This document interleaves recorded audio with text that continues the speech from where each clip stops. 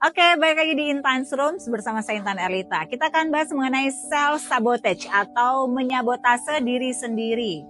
Nah, ini bahaya banget loh karena bisa membuat kita tidak bisa mencapai tujuan hidup kita, merusak hubungan kita baik dengan pasangan maupun dengan teman-teman, atau bisa membuat kita menunda-nunda pekerjaan. Wah, bahaya banget kan? Kenapa bahayanya? Karena self sabotage itu atau menyabotase diri sendiri ini berasalnya dari dalam diri kita sendiri. Dan kita tahu ya, lawan terbesar itu sebenarnya bukan orang lain, lawan terbesar adalah diri kita sendiri.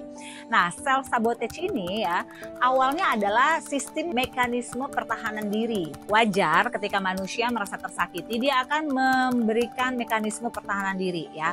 Jika dalam level yang normal, maka sistem pertahanan diri ini baik-baik aja.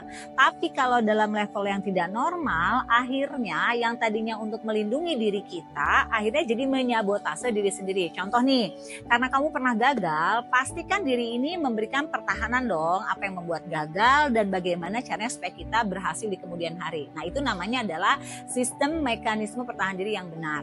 Nah, kalau menjadi sabotase adalah ketika waktu kita gagal, akhirnya diri ini menyalahkan diri sendiri. Tuh kan, jadi gagal. Udah deh, aku tuh nggak mungkin, aku tuh nggak bisa, udah nggak usah dicoba lagi.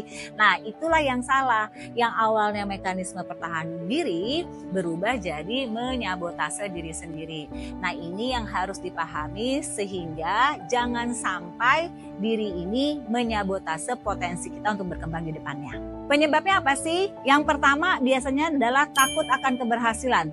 Agak unik ya, kok takut sih akan keberhasilan? Iya, buat beberapa orang yang memang dia menyabotase diri sendiri adalah mereka takut nih kalau harus naik ke puncak yang lebih tinggi. Kenapa? Karena dia tahu semakin dia naik nomor 1 akan banyak tanggung jawab. Dan dia takut akan tanggung jawab itu. Sehingga akhirnya dia merasa bahwa nggak deh, aku nggak usah, aku cukup di sini aja, ini udah oke banget gitu. Jadi dia takut akan keberhasilan. Yang kedua adalah percaya diri yang rendah. Nah, ini juga nih, karena dia merasa dirinya nggak bisa apa-apa, nggak mampu, nggak berdaya. Akhirnya setiap ada peluang dia merasa nggak mampu dan nggak layak dirinya untuk mencoba peluang itu. Yang ketiga adalah pola pikir negatif. Ini dia nih bahayanya nih, belum coba udah bilang nggak bisa. Belum juga kita melangkah udah bilang udah deh mundur aja. Nah, ini nih akhirnya membuat kita tidak termotivasi untuk melakukan hal yang lebih baik lagi. Contoh-contoh self sabotage ini atau sabotase diri ini, pertama nih, ada di lingkungan kerja, membuat kita nggak mau nih kalau misalnya mengikuti tes-tes untuk kenaikan jabatan karena merasa nggak mampu. Atau kalau misalnya kita ditunjuk langsung oleh leader, oke, saatnya sekarang kamu naik level ya, kamu menjadi leader. Terus kamu biasanya ketakutan, jangan aku gitu. Jadi artinya kita sendiri di lingkungan kerja nggak berani untuk mengambil level yang lebih tinggi karena merasa tidak memiliki kemampuan. Yang kedua di lingkungan pertemanan, wah ternyata juga bisa nih menyabotase diri kita sendiri. Yaitu apa? Misalnya kita selalu jadi follower, ikut aja deh apa kata teman, udahlah aku kan gak tahu apa-apa, aku gak ngerti apa-apa. Jadi selalu dalam lingkungan aja kita tuh diatur oleh orang lain karena kita gak berani untuk mengungkapkan pendapat kita. Akhirnya juga di beberapa teman merasa gak nyaman main sama kita. Karena apa? Karena kita juga menarik diri, kan orang biasanya kan berteman butuh chemistry ya. Nah kalau chemistry-nya gak keluar, akhirnya orang juga sungkan untuk berdekatan dengan kita. Yang ketiga di area umum, ini juga bahaya nih kalau kita suka menyabotase diri sendiri, begitu kita bergaul di lingkungan umum juga akhirnya kita nggak confidence, nggak mudah beradaptasi, akhirnya menarik diri, dan ya udah akhirnya kita mengurung diri dari penjara yang nggak kelihatan. Kenapa? Karena yang memenjarakan adalah pikiran kita sendiri, dan ini wow bahaya banget ya. Dampaknya apa sih? Yang pertama pasti kegagalan untuk mencapai tujuan. Karena bagaimana kamu bisa mencapai tujuan kamu jika kamu belum melangkah aja udah takut. Yang kedua kerusakan hubungan. Akhirnya orang juga gak nyaman tahu main sama orang yang terlampau minder gitu loh. Ya kan akhirnya gemes sendiri dan lama-lama pertemanan juga menjauhi kita. Yang ketiga adalah timbulnya stres dan kecemasan. Karena akhirnya gak punya teman, menyalahkan diri sendiri.